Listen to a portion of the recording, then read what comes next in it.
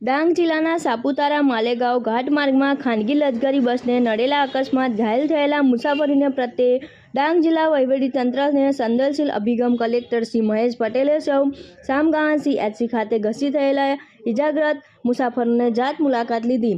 સામગાહા, સાપુતારા, સાકરપાતળ, ગલકુંડ અને આહવા સિવિલ હોસ્પિટલનો સ્ટાફ ઘાયલ મુસાફરોને સારવાર તૈનાત। મધ્યપ્રદેશથી ધાર્મિક પ્રવાસે નીકળેલા મુસાફરોને સાપુતારા ઘાટ માર્ગમાં નડ્યો અકસ્માત।